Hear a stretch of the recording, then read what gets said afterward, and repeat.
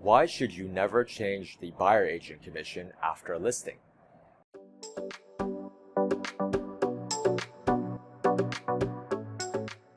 Hey folks, my name is Chris at Hauseit. We're going to talk about this interesting question that's often asked by sellers, especially those utilizing our do-it-yourself listing service, the agent-assisted FSBO product. And they often ask, perhaps I offer a lower commission rate early on to buyers brokers in the MLS, and then perhaps I can update the listing commission later on. I can increase it if I don't get enough traffic. Sometimes we'll have folks asking, hey, I put 3%, but I actually don't want to pay so much anymore. I want to lower it to 2%. Well, it's important really to never change the buyer agent commission after you list it. And that's because in the case of increasing the buyer agent commission to attract more attention, that's ineffective because agents typically see your listing when it's first blasted out. So when it's first marketed, when it's first listed, it's oftentimes automatically blasted through search alerts to many agents and buyers via a variety of third-party portals and the MLS itself. And oftentimes when agents take a look at a listing, they'll see it right early on when it's listed, and they'll notice the buyer agent commission.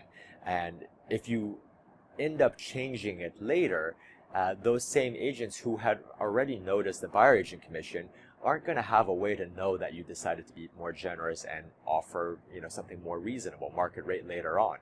There is no way to really update or alert people of a commission change in the MLS. So it'll be very, very hard to update the community that, hey, this is a market rate commission. So it's almost a wasted effort later on. So this is why it's so important that if you wish to offer 3% or 2.5%, which is what we always recommend for hot metro areas like New York City or Miami, look in your area, see what's market rate, want to be in line with what others are offering, to be competitive, obviously, but also not to be so low that you discourage buyers agents from even considering your property.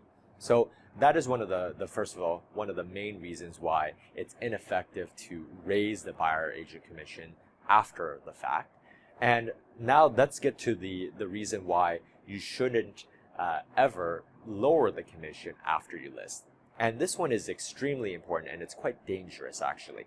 And that's because most MLS associations, such as the Rebney RLS, which technically isn't an MLS, but it governs New York City, they have broker association rules that typically protect a buyer's broker from a lowered commission later on. So usually a buyer's broker who has already shown a property or perhaps inquired on it will be protected by any variety of these MLS rules that say they will still be eligible for the prior commission, which was higher, if it was higher. As you can imagine, this can be very problematic and tricky if a seller is allowed to lower the broker commission later on, say a month into the process, and they've already gotten a bunch of inquiries and showings in during the first month at the higher rate. This can obviously lead to disputes later on if they decide to sell to a represented buyer, and that buyer's broker claims that, hey, they showed this property or they were talking about it with their client, or they forwarded the listing or inquired about the listing, but perhaps you didn't pick up, or they claimed they had gotten through to you and inquired about the property during that first month when it was listed. And then there you suddenly have a potential legal dispute. And this is very, very problematic, not only for the seller, but also for the listing broker, which is why at Hauseit we do not allow sellers to lower the broker commission after they've listed. As a one-time courtesy, as of this writing, they are able to raise the buyer commission one time, but they must acknowledge that new commission rate is eligible for all brokers who have inquired on the property, both past and present. But the reason, again, we don't allow people to lower the commission is because of this very dangerous dynamic that we mentioned.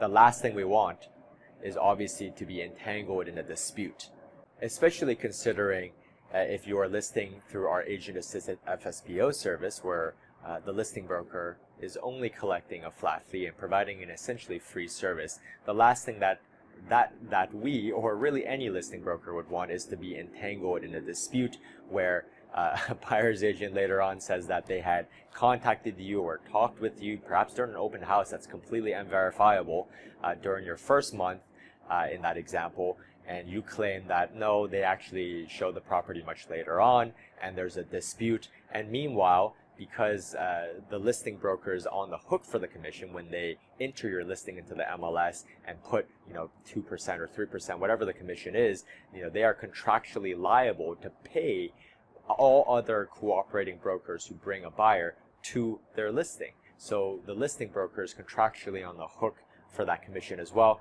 If there's a dispute, all parties are then sort of entangled, and this is really the last thing that any reasonable business person, any reasonable listing broker is going to want to have to deal with.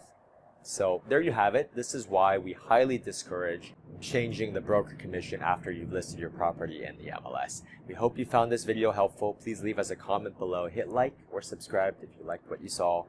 And of course, if you're looking to buy a property, we can help you with that as well. We can help you save 2% or more with a Hauseit buyer closing credit, where our buyer's brokers will give you 2/3 of the buyer broker commission that they earn, subject to us keeping a small minimum of 1% or $7,500, whichever is greater. And of course, when you're selling, we also have a full service listing option where you have an agent on our side handle everything for you for a 1% listing fee. My name is Chris at Hauseit, and we'll see you on the next one.